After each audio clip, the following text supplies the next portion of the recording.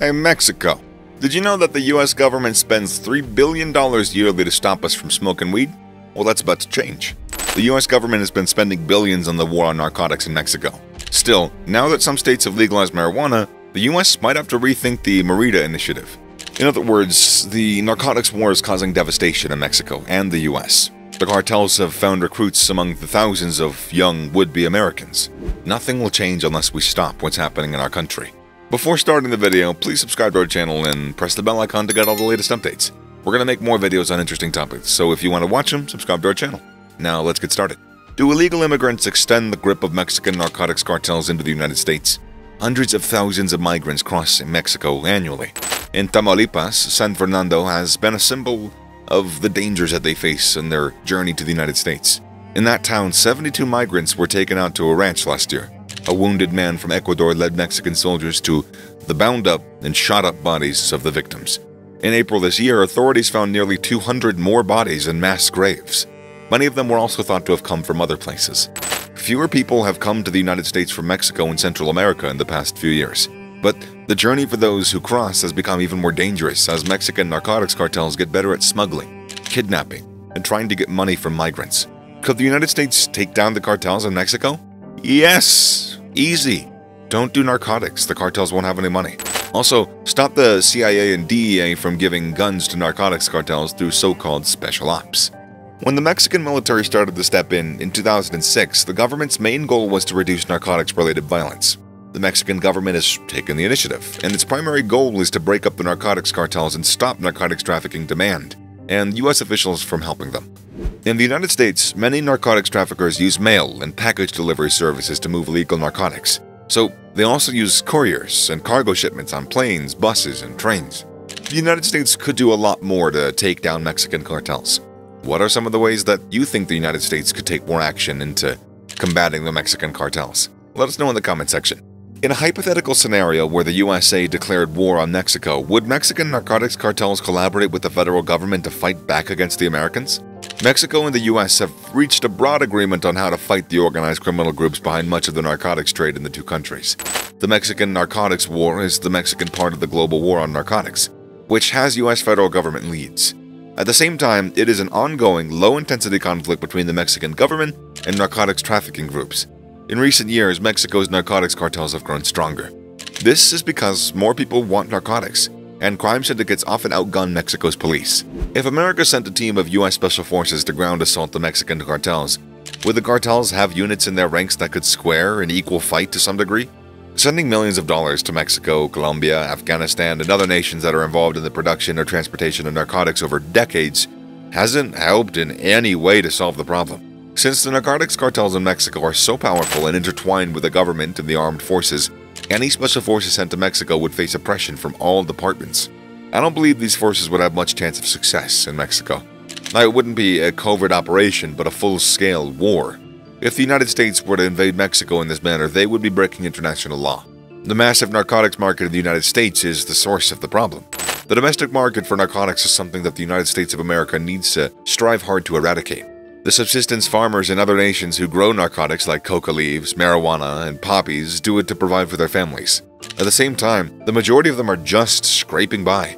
They would be cultivating more radishes if there was a higher demand for them. The United States consistently points the finger of blame at other nations for the issues that they have caused. If you eradicate the narcotics demand in the United States, you will also do away with the cartels that supply those narcotics. Will the U.S. go to war with cartels in Mexico? Russell Vought, who is Trump's former director of office management, would play a vital role in a second Trump administration. The strategy involves coordinating with the Mexican government, several branches of the U.S. military, and a formal declaration of war. If many illegal immigrants and asylum seekers cross the border, Congress should consider drafting a law to close the legal ports of entry. So, the government requests that the Navy intercept narcotic smuggling vessels and that the Treasury devastate the affluent heads of narcotics gangs. Who would win in a combat against each other, the U.S. military or the Mexican cartels? The U.S. military would end the cartels in a few weeks or months. The results of guerrilla warfare, Vietnam, or a long stalemate are way off. This wouldn't be like Vietnam at all. There wouldn't be a long war. However, the cartels don't have any advantages or qualities that keeps groups like the Taliban going. They don't have enough ideology or a strong enough ideology, the right skills, or the right place to fight a guerrilla war. With the intelligence tools and skills the US has now, all key cartel members could be found before an invasion begins. The US could also send teams to decease them all at once, on the same night. These would be special operators like Delta, DevGru, regular SEALs, Rangers, and anyone else that they needed. There wouldn't be battles like we know them, but that doesn't matter. The cartels wouldn't fight pitched battles, ignoring that the US wouldn't either. This would be a war of special operations, where the US military does best. The cartels don't have anything close to what the US Special Operation Forces do. It's like night and day regarding skills and killing power. The cartels have never seen anything like what these operators, who have been in many fights, would do to them with the help of technology and intelligence. It would help to legalize narcotics simultaneously, but the cartels have already hurt so many innocent people in so many horrible ways that this might be the right thing to do if we end the narcotics war, which we should do. The cartels have done so many terrible things that it'd be dangerous to let them go free under any circumstances. What can the US do to help fight Mexican narcotics cartels? While a senior member of the Narcotics Enforcement Administration conveyed to the National Public Radio that efforts to go after narcotics cartels in Mexico have failed because of law enforcement and the military in the two countries are no longer working together. Joint efforts to stop narcotics trafficking have failed simultaneously because cartels are making vast amounts of fentanyl and methamphetamines in illegal labs in Mexico. Nevertheless, these illegal narcotics are being smuggled into towns and cities all over the country. This has led to a massive rise in overdose deaths, which took out 90,000 Americans last year. So, the cooperation between the US and Mexico to stop narcotics trafficking has worsened over the last 2 years, when Mexican agencies showed a lack of engagement with the DEA. So the good relationships the US has built with some parts of Mexico are pretty much gone. There was a lot of mistrust between the two countries, but with the help from a few parts of the Mexican military and police, the US was able to go after narcotics cartels inside of Mexico. What made the Los Zetas worse than other cartels?